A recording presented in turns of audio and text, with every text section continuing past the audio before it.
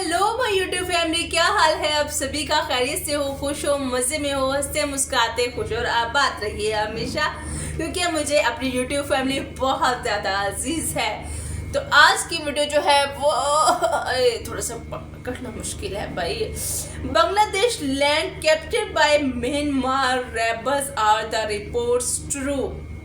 तो जनाबे वाली ये प्रशांत की वीडियो है, प्रशांत सर की वीडियो है, जिसके ऊपर आज हम रिएक्शन देने वाले हैं। तो वीडियो बहुत अच्छी हो जाएगी। अच्छा, मैं आपको बताऊं, बांग्लादेश के ना हालात आजकल काफ़ी ज़्यादा जो है वो डाउन चल रहे हैं पॉलिटिशियन के हवाले से, क्योंकि जब से हसीना वाजद गई है ना तो वो इस्टेब्लिश नहीं हो पाई है ना, जिसकी वजह से कहा जा रहा है कि म्यांमार की ग्रुप की तरफ से जो है वहाँ पे कब्जा कर लिया गया है। इस तरह की काफ़ी ज़्यादा ऊंच नीच उतार चढ़ाव जो है वो बांग्लादेश की तरफ से चल रहे हैं, और मतलब पूरा बांग्लादेश ही आप जो है वो उस वाले हालात में नहीं रहा है जैसा कि पहला होता था, पहले हुआ करता था। खैर, सो वीडियो को स्टार्ट कर लेते हैं, देखते हैं कि आज हमें इस वीडियो में क्या देखने को मिलता है। लास्ट तक क्लास भी जुड़े रहेगा, आई होप सो। वीडियो को स्टार्ट कर लेते हैं, चैनल को सब्सक्राइब भी कर लीजिए। अब वीडियो स्टार्ट हो। प्रशांत धवन। नमस्कार, वेलकम टू स्टडी IQ। मैं हूं प्रशांत धवन। नाउ यहाँ पे आप जो पढ़ रहे हैं ये बहुत ही एक इंटरेस्टिंग सवाल है जो आज के समय भारत में उठाया जा रहा है कि क्या बांग्लादेश का बहुत सारा एरिया म्यांमार के रिबेल्स कब्जा चुके हैं। देखिए, ये बात तो सबको पता है, दुनिया मानती है कि बांग्लादेश म्यांमार बॉर्डर पे आज के समय म्यांमार की आर्मी का कंट्रोल नहीं है। जो यहाँ पर बाकी है रिबेल हैं, अराकान आर्मी के लोग हैं, इन्होंने ये बॉर्डर कब्जा ली है। ये बात तो काफ़ी हद तक लोग एक्सेप्ट करते हैं ना। इसके बाद देखिए, रिपोर्ट्स भारत में लगातार पब्लिश हो रही हैं कि हुआ क्या है कि अब अराकान आर्मी धीरे धीरे म्यांमार के अंदर घुस रही है। यहाँ पर आप देख पाओगे ऐसे बहुत सारे आर्टिकल्स, वीडियोस, बहुत कुछ सोशल मीडिया पे लोगों के खुद लोग अपने एक्सपीरियंसेस से, अपने सोर्सेज से लोग पोस्ट कर रहे हैं कि बांग्लादेश पर किसी ने बहुत ही बड़ा हमला कर दिया है। 271 किलोमीटर की सीमा पर कब्जा हो चुका है, और यहाँ पे आप देख पाओगे बांग्लादेश की जमीन पर अराकान आर्मी का कब्जा। नाउ यहाँ पे आपको एक बहुत ही इम्पोर्टेंट बात समझनी होगी। अगर आपका सवाल ये है कि ये सारी न्यूज़ बांग्लादेश से क्यों नहीं आ रही, जैसे इंडिया चाइना का मान लीजिए कुछ भी होता था तो झट से इंडियन मीडिया इसको कवर करता था ना। भारत और बांग्लादेश में फ़र्क ये है, इंडिया में एक डेमोक्रेटिकली इलेक्टेड गवर्नमेंट है और काफ़ी हद तक मीडिया भी हमारा रिपोर्ट कर देता है कि जो भी दिख रहा है उसके बारे में आर्टिकल पब्लिश हो जाते हैं। बांग्लादेश में देखिए, जब से शेख हसीना को हटाया गया है, मोहम्मद यूनुस पावर संभाल रहे हैं।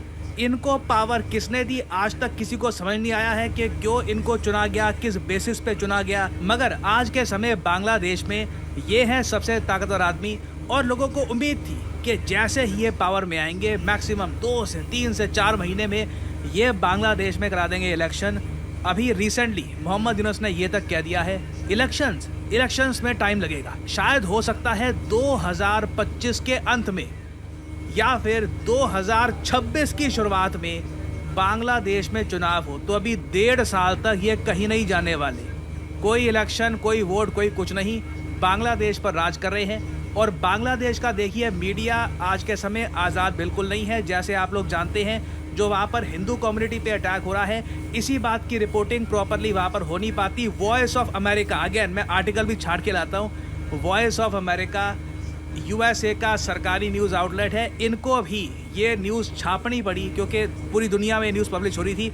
तो वॉइस ऑफ अमेरिका को भी ये न्यूज़ छापनी पड़ी कि बांग्लादेश की इंटरिम सरकार जो लीड कर रहे हैं मोहम्मद यूनुस, इन्होंने 50 से ऊपर जर्नलिस्ट के जो क्रेडेंशियल्स हैं, जो इनके आप कह लीजिए जर्नलिज्म करने का जो इनका परमिट था, ये कैंसिल कर दिया है। और बहुत से रिपोर्टर्स ओपनली बांग्लादेश में कह चुके हैं, इनका रिपोर्टर्स गिल्ड कह चुका है कि जर्नलिस्ट आज के समय बांग्लादेश में आज़ाद नहीं है। तो बांग्लादेश की जो रियल पिक्चर है कि क्या सच में इनकी बॉर्डर से काफ़ी हद तक अंदर का जो एरिया है वहाँ पर भी म्यांमार के रिबेल्स कब्जा कर रहे हैं, इसको लेकर बांग्लादेश से कोई सच्ची रिपोर्ट आपको मिले, इसके चांसेस बहुत कम हैं। और ये भी एक बहुत ही बड़ी सस्पिशियस बात है कि ये आदमी अभी कह रहा है कि 2026 तक भी मैं राज करूंगा। ना यहाँ पे एक लार्जर क्वेश्चन ये सामने आ रहा है कि क्या चुपचाप अराकान आर्मी रखाइन स्टेट के साथ मिलकर कुछ बांग्लादेश का एरिया कब्जा कर क्या कुछ नई कंट्री, कुछ नया यहाँ पर बनाने की कोशिश करेंगी।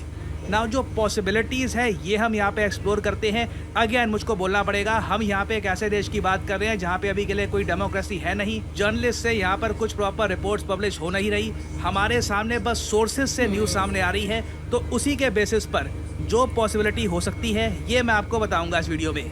नाउ यहाँ पे आप लोग देख पाओगे इंडिया के साथ में ये जो दो देश हैं जो आज के समय काफ़ी न्यूज़ में हैं, बांग्लादेश और म्यांमार, ये दोनों आपको दिख जाएंगे। म्यांमार का नाम 1989 से पहले बर्मा हुआ करता था और आप सबको बताना चाहिए आज के समय म्यांमार में एक डेमोक्रेटिक इलेक्टेड गवर्नमेंट म्यांमार जो है वो साल सिटी का नाम 2021 में यहाँ पे हुआ था एक तख्ता पलट। जी हाँ, आंग सान सू की जो यहाँ पे डेमोक्रेटिकली इलेक्टेड लीडर थी, इन्हें हटा दिया इनके ही आर्मी जनरल ने। और तब से लेकर अब तक म्यांमार की जो प्राइम मिनिस्टर और वेरियस जो इनके मिनिस्टर्स हैं सब लोग जेल में हैं। आर्मी रूल कर रही है म्यांमार को। और देखिए यूएसए, जापान और कई वेस्टर्न कंट्रीज़ का टारगेट ये है कि म्यांमार में ये लोग आर्मी रूल ख़त्म कर दे और म्यांमार में वापस डेमोक्रेसी लेकर आए। नाउ प्रॉब्लम ये है जो लीडर्स हैं वो तो सब चले गए जेल में।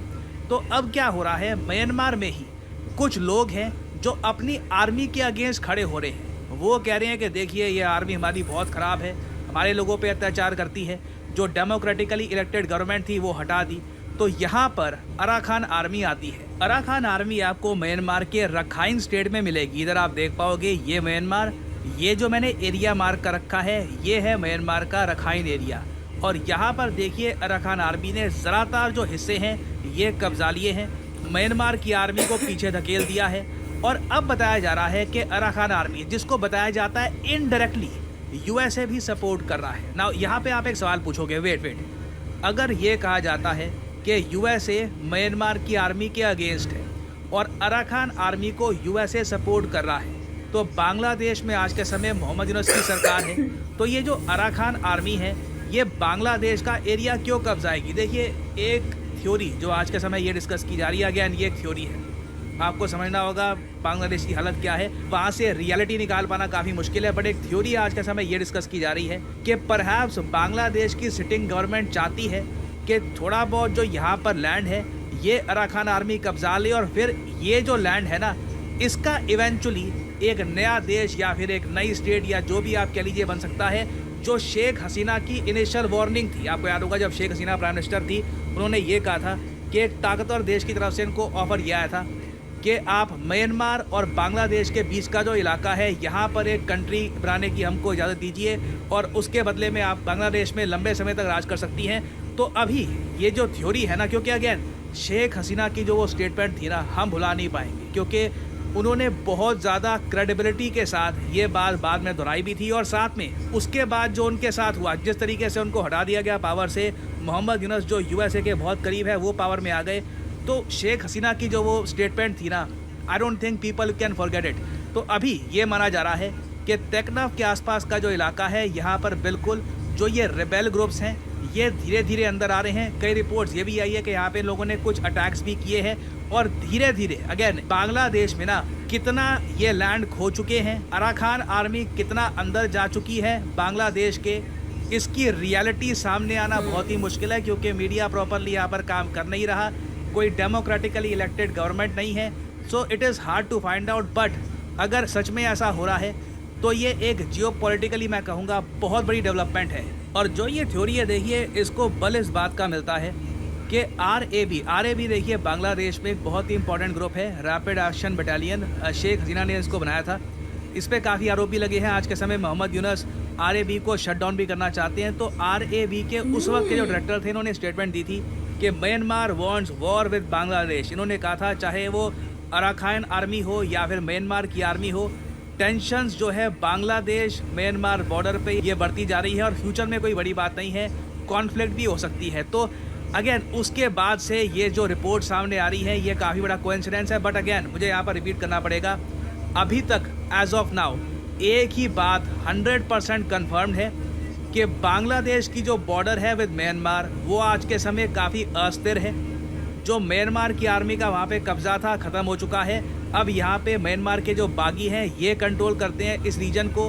अब कितना वो उसमें बांग्लादेश का हिस्सा कब्जा ले, कितना क्या कर ले, ये देखना होगा। और कोई बड़ी बात भी नहीं है कि मोहम्मद यूनुस ये बात दुनिया से छुपा भी दे अपनी इमेज बचाने के लिए, या फिर बांग्लादेश की गवर्नमेंट हो सकता है कि ऐसा करे। तो इस टॉपिक से रिलेटेड देखिए अभी बहुत सी डेवलपमेंट्स आएंगी, बहुत सी न्यूज़ आएगी। कोई बड़ी बात नहीं है, बांग्लादेश ओपनली ये भी कह दे कि हाँ ठीक है, रिबेल ग्रुप जो है म्यांमार का, इसने बॉर्डर पे तो कब्जा कर लिया है मगर हमारी धरती नहीं कब्जाई। तो इससे रिलेटेड अभी बहुत सी डेवलपमेंट्स आएंगी, बहुत सी न्यूज़ सामने आएगी, कुछ अपडेट्स आती हैं इन द फ्यूचर, तो मैं आपके लिए बाद में अपडेटेड वीडियो लाता रहूँगा। और फाइनली यहाँ पे मैं आपसे एक सवाल पूछूंगा, हाल ही में वो कौन सा देश है जिसने रिसेंटली डार्क ईगल नाम का हाइपरसोनिक मिसाइल टेस्ट किया है? बताया जा रहा है ये देश पुतिन के ऑर्शनिक को टक्कर देना चाहता है। ये है यहाँ पे आपकी ऑप्शंस, इंडिया, यूएसए, ऑस्ट्रेलिया या फिर चाइना। किस देश ने डार्क ईगल नाम के हाइपरसोनिक मिसाइल को किया है टेस्ट? कमेंट सेक्शन में करिए उत्तर। जो लोग देंगे सही आंसर उनकी कमेंट कर दूंगा हार्ट, ताकि बाकी लोग समझ पाए कि सही उत्तर क्या है। ऑस्ट्रेलिया हो आप लोगों सकता के है, लिए बहुत ही इम्पोर्टेंट, इंडिया ने बनाया होता तो शायद तब तक मैं रेशन लेके भी आ सकती हो, लेके आ चुकी होती। इंडिया ने तो नहीं बनाया। यूएसए हो सकता है, मे बी चाइना। तो चाइना होता तो उसका नाम यहाँ होता है क्योंकि चाइना का नाम। अच्छा खैर, सो बैक टू टाइटल आते हैं। किसी ने कंट्री तो बनाया होगा, सामने आ जाएगी यार न्यूज़, इतनी पहेली का क्या बुझाना। अच्छा मैं समझ रही थी कि अब तक जो है वो वोट्स वगैरह हो चुके होते हैं, लेकिन उन्होंने कुर्सी जमा ली है मोहम्मद यूनुस साहब ने, कि वो कहते हो कि थोड़ा सा मज़े शज़े हम भी ले लें। तो 1.5 साल तक अभी कोई भी 2026 तक जो है वो होने के चांस हैं वोट्स ना। जाहिर सी बात है उनकी स्टेबिलिटी नहीं है, कोई भी कोई सही तरीके से जो है वो आप कह लें कि ओहदे ही नहीं संभाल पा रहा है कोई, तो क्या किसी ने करना है। जब वहाँ पे जो मीडिया है वो भी आज़ाद नहीं है, जिसकी वजह से जो न्यूज़ है, असल हकीकत वाली न्यूज़ है, वो सामने नहीं आ रही है। आप ये देख लें कि म्यांमार के रेबर्स ने एक सिटी समझ ले निगल लिया, जैसे एक अस्तहा जो है वो निगल लेता है ना, इस तरह पूरा एक सिटी 170 था आई थिंक, सो 270 था आई थिंक ना, मतलब ये पूरा सिटी बन जाता है इतने में तो, और पूरा मतलब निगल लिया है। अच्छा वैसे मैं ये सोच रही थी कि बांग्लादेश की जो फौज है उन्होंने इतने आसानी से म्यांमार के ग्रुप्स को आने दिया होगा, कहा होगा कि आ जाए आने, वेलकम वेलकम से ले लें आप हमारे ये इतना हिस्सा ले लें आप, कुछ ना कुछ तो हुआ ही होगा ना वहाँ पे। इसके पीछे हकीकत क्या है क्या नहीं है, अभी तक कोई भी सही हतमी जवाब जो सामने नहीं आ सका है।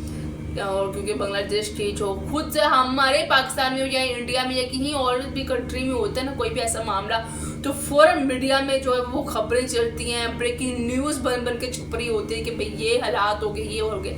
लेकिन बांग्लादेश के मीडिया उस तरीके से आज़ाद नहीं है जिस तरह से होना चाहिए। जब से शेख हसीना गई ना, ये वाकई सही पूछे तो बेड़ा गर्क ही हो गया ना बांग्लादेश का।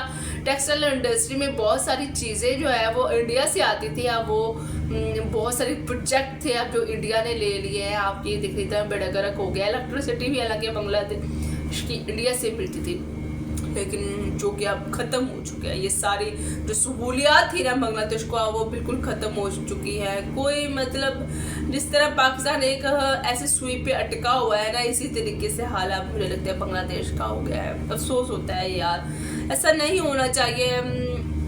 वहाँ पे रहने वाले लोग कैसे लाइफ गुजारे होंगे, किन किन चीज़ों से गुजरे होंगे, हम उस चीज़ का आइडिया भी नहीं कर सकते हैं। और अब ये जो दूसरा मसला चल पड़ा है म्यांमार वाला कि इतना कब्जा हो गया है, तो वो उससे भी ज़्यादा उदास कर देने वाला है यार। इस तरह से कोई भी उठ के किसी भी चीज़ को जो है वो कब्जा कर सकता है भाई। बस ये अल्लाह पाक हम सब पर रहम फरमाए और हमारे कंट्री पर, हमारे हुक्मरानों को जो है नेक हदायत नसीब फरमाए। आपको ये वीडियो कैसी लगी है कैसी नहीं, आप मुझे कमेंट सेक्शन में बता सकते हैं। आपका क्या ख्याल, मेरे करेगा इंतजार। हंसते फंसते और डसते रहो। Bye bye.